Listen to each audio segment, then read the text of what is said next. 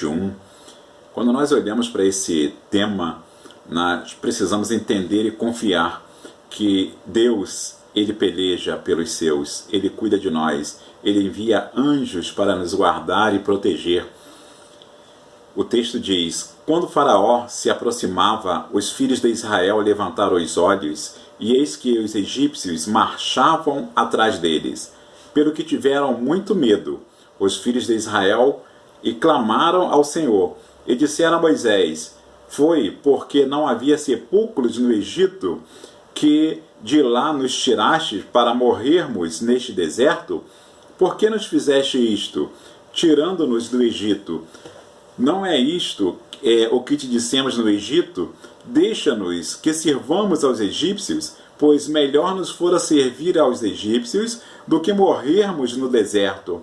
Moisés, porém, disse ao povo: não temas, estai quietos, e vede o livramento do Senhor, que ele hoje vos fará, porque aos egípcios que hoje vistes, nunca mais tornareis a ver.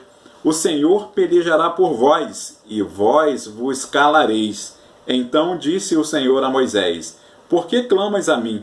Dize aos filhos de Israel que marchem. E tu, levanta a tua vara e estende a tua mão sobre o mar e fende-o, para que os filhos de Israel passem pelo meio do mar em seco. Esse texto nos mostra que o Senhor cuida de nós, o Senhor peleja por nós. Precisamos entender, o ser inimigo e ser adversário. Muitas das vezes nós temos que enfrentar adversários que não são necessariamente nossos inimigos. Às vezes são os problemas que as adversidades da vida nos causam. Às vezes nossos inimigos são os desempregos da vida, são as doenças que surgem, pandemias e outras doenças. Às vezes nossos inimigos, nossos adversários, são os problemas no relacionamento familiar, no relacionamento conjugal, no relacionamento entre pais e filhos. A doença que surgiu, a causa do desemprego, o fechamento de empresas. Precisamos entender que, seja o que for, se buscarmos a Deus, Ele pelejará por nós. Precisamos entender, e entenda isso, Ele peleja por vós. A escravidão no Egito, ela tinha uma razão. Deus havia falado para Abraão que o seu povo ficaria escravizado por 400 anos e depois Deus o tiraria de lá. Deus agiria com mão poderosa e tiraria o seu povo do Egito. Era promessa dele agir para libertar o povo. O povo estava clamando por libertação e Deus providenciou Moisés para libertar o povo. Deus providenciou alguém, pois ele ouviu a oração do seu povo que gemia, que sofria, mas orava, que sofria, mas buscava a Deus. Quando clamamos a Deus, Ele levanta alguém, Ele capacita alguém, ou Ele nos dá força para que nós possamos vencer os problemas, vencermos os obstáculos da vida. Moisés foi o instrumento usado por Deus para mostrar ao povo que ele ouviu a sua oração. Ele ouviu a oração do povo e preparou Moisés para que Moisés libertasse o povo do Egito. Quando Deus age, ele mostra que está agindo, ou ele age em silêncio. As duas coisas acontecem e nós precisamos entender. Se não estamos vendo Deus agir, não quer dizer que ele não esteja agindo. Deus age em silêncio a nosso favor. Mas precisamos apenas clamar e crer que Deus vai agir. Neste caso, precisamos entender que Deus primeiro agiu em silêncio. O povo estava clamando, o povo estava sofrendo no Egito e Deus começou a agir de forma silenciosa. Ele preparou Moisés por 80 anos, mas depois Deus agiu de forma que o povo pudesse ver o agir de Deus. Deus capacitou Moisés por 80 anos e o fez voltar ao Egito. Aí Deus permitiu que o povo pudesse ver o seu agir. Quando conseguimos ver o agir de Deus em nossas vidas, quando nós confiamos nele, quando nós pedimos a ele para agir, quando não duvidamos, mesmo estando diante de algo impossível a nossos olhos, nós podemos ver o agir de Deus. é só crermos e Ele vai agir. Mas Ele vai agir no tempo dele, no Kairos. Há uma diferença entre o tempo de Deus, que é o Kairos, o tempo eterno, e o nosso tempo, que é o Cronos, o tempo limitado a um dia, a uma semana, a uma hora. O nosso tempo é diferente do tempo de Deus. E a resposta às nossas orações não vem no nosso tempo, vem no tempo de Deus. Quais são os nossos faraós nos dias de hoje?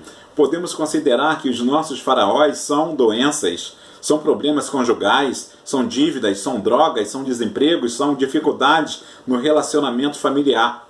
Às vezes precisamos dizer, quem poderá nos socorrer diante de uma situação dessa. O Salmo 46, verso 10, nós lemos: Deus é nosso refúgio e fortaleza, socorro bem presente na angústia. O Salmo 121, nós lemos: de onde me virá o socorro? O meu socorro vem do Senhor, que fez os céus e a terra. Às vezes nós encontramos várias opções para pedirmos ajuda, mas o nosso socorro, o livramento certo, ele vem do Senhor. O que é necessário para haver socorro? Para haver socorro, é necessário que se haja um chamamento, que haja um clamor, que nós possamos clamar a Deus, aí vem o socorro. Na maioria das vezes, buscar ou pedir socorro é necessário para que Deus haja. Jeremias 29, 13 e 14 diz: buscar-me-eis e me achareis, quando me buscardes de todo o vosso coração. Serei achado de vós, diz o Senhor. Então nós só precisamos clamar a Deus, e Ele nos ouvirá, e Ele nos socorrerá.